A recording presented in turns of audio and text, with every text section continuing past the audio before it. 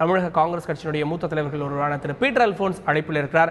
வணக்கம் திரு பீட்டர் அல்போன்ஸ். தற்போது பாஜக வேட்பாளராக அறிவிக்கப்பட்ட குடியரசுத் தலைவர் தேர்தலில் அறிவிக்கப்பட்ட திரு ராம்நாத் கோவிந்த் வெற்றி பெற்றிருக்கிறார். மீரா குமார் தோல்வியடைந்திருக்கிறார். உங்களுடைய பார்வை? வெற்றி பெற்றது என்பது ஏற்கனவே எதிர்பார்க்கப்பட்ட ஒன்றுதான். ஏற்கனவே எத்தனை வாக்குகள் வித்தியாசத்தில் வெற்றி பெறுவார் என்பதுதான் முதலிலிருந்தே ஒரு கேள்விக்குறியாக இருந்ததுடைய தேசிய ஜனநாயக முன்னணியை சார்ந்த பாஜகவினுடைய வேட்பாளர் வெற்றி பெறுவார் என்பதிலே யாருக்கும் மாற்று கருத்தில்லை. என்னை சோனியா காந்தி கூட the numbers may not be with us என்று கூட அருமையாக ஆங்கிலத்திலே சொன்னார்கள். வெற்றி பெறுவதற்கான எண்கள் எங்களிடம் இல்லாமல் இருந்திருக்கலாம், இருந்தாலும் கூட இது கொள்கை ரீதியான தத்துவார்த்த ரீதியான ஒரு போராட்டம். இந்தியா என்கிற தத்துவத்தை முன்னெடுத்து செல்வதற்கு அரசியல் சாசன சட்டம் நியமித்துள்ள ஒரு மனச்சாட்சியினுடைய குரலாக இருக்க வேண்டிய இந்திய தேசத்தினுடைய குடியரசுத் தலைவர் எப்படிப்பட்ட கருத்தியல் பின்புறத்திலிருந்து வர வேண்டும் என்பதுதான் தேர்தலிலே நாங்கள் வைத்த கேள்வியை ஒழிய இந்த ஒரு தனிநபரை சுற்றி எந்த விவாதத்தையும் நாங்கள் வைக்கவில்லை. அந்த வகையிலே இப்பொழுது வெற்றி பெற்றவருக்கு உள்ளபடியே வாழ்த்துக்கள்.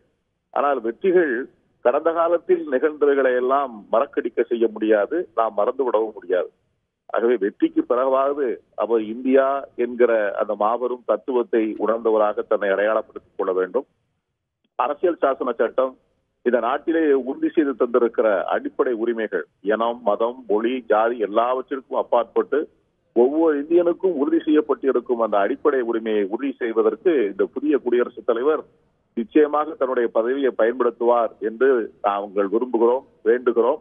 அப்படி ஒருவேளை அதற்கான நெருக்கடி வரும் என்று சொன்னால் அந்த சூழ்நிலையிலும் அதற்கான போராட்டங்களை முன்னெடுக்க நாங்கள் ஒரு நாளும் தயங்க மாட்டோம். திரு பீட்டர் அல்போன்ஸ், இந்த வெற்றி தோல்வி சதவீதம் அப்படின்றது மிக அதிகமாக இருக்கிறது. இதே சதவீதம் தான் குடியரசு துணைத் தலைவர் அந்த ஓட்டெடுப்பிலும் நடைபெறுவதற்கு வாய்ப்பு இருக்குதுன்னு நினைக்கிறீங்களா?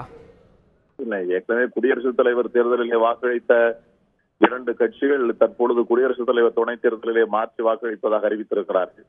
உதாரணமாக நிதிஷ்குமார் தலைமையிலே உள்ள இருக்கின்ற ஒன்றுபட்ட ஜனதா தளமாக இருந்தாலும் சரி, ஒரிசாவில் இருக்கிற பிஜு ஜனதா தளமும் அவர்கள் இந்த குடியரசுத் தலைவர் துணைத் தலைவர் தேர்தலிலே திரு காந்தி அவர்களைத்தான் ஆதரிப்பதாக அவர்கள் உறுதியளித்திருக்கிறார்கள். ஆகவே நிச்சயமாக அதில் வாக்கு வித்தியாசங்கள் மாறக்கூடிய வாய்ப்பு இருக்கிறது.